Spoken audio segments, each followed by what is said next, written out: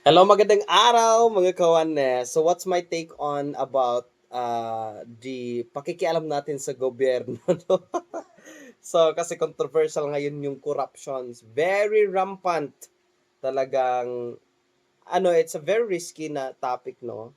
So baka may masagasaan. Pero ako wala naman akong political parties na inaaniban. So wala akong ganito ako or ganito ganyan. Na kung ano lang nakikita ko na maganda, dun ako kasi yun ang nakikita kong maganda eh, no? Saan-saan lang ako napupunta. Kung sino lang yung gusto ko, no? So, bakit tayo makikialam when it comes to election, when it comes to government?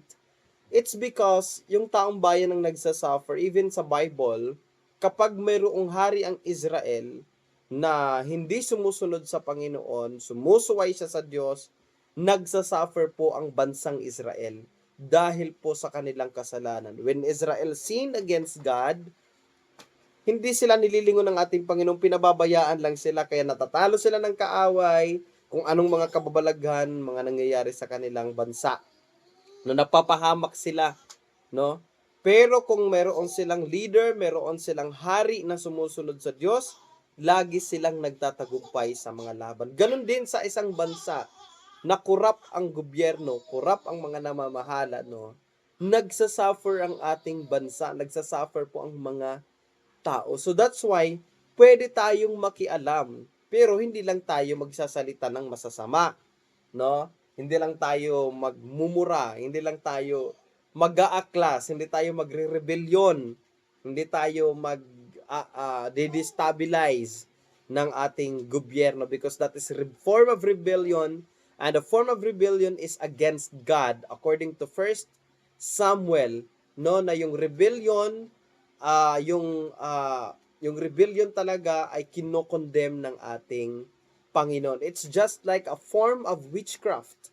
Para itong pangkukulam, parang pambabarang, it's parang ganun ang kanyang katumbas according to First Samuel, no? 15.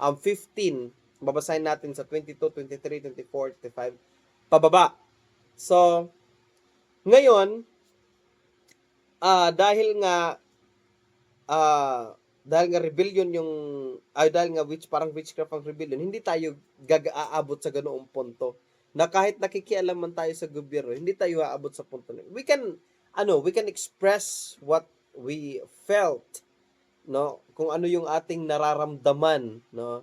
We can express our thoughts, yung ating opinions, no? Kasi bansa ang pinag-uusapan dito, and security ng ating mga susunod na mga henerasyon.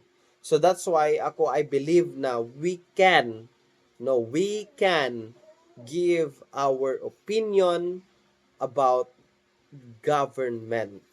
Pero para sa akin naman, kung involvement na ang pag-uusapan, kakandidato ka bilang isang presidente or any government office, for me, I believe hindi na necessary or hindi na tayo aabot sa pagkandidato kasi ang politika is magulo, marumi, and it's not for us mga believers, no? Pero kung for me, kung wala naman masyadong inaano yung Bible diyan, wala naman masyadong sinasabi ang Bible, no?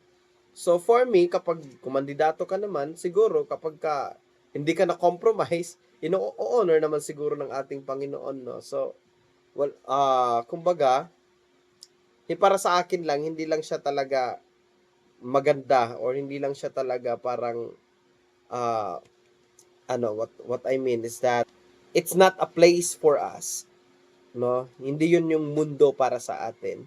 So ang for us, yung ating main reason bakit tayo nandito is to evangelize, to soul win, no?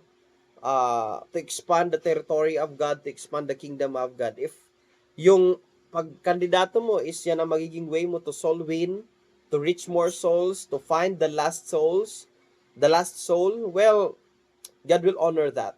God will accept that, no? So, hindi yan magiging masama as long as you know your motive, alam mo kung ano yung plano mo, alam mo yung kung ano yung goal mo. God will honor that if that is still connected to soul winning. So, walang masama doon, no? Pero hindi lang siya para talaga sa atin, no? Na parang kung sasadyain natin, ako na lang kakandidato kasi walang matitinong mga government officials. No, if that's the only reason, wag ka na lang kumandidato. For me, kakandidato ka man, it's only for soul winning. Yan po yung ating pinaka-goal, yung pinaka-aim natin is soul winning. So God bless everyone. Magandang araw po sa ating lahat mga kawanes. Purihin ang Panginoon.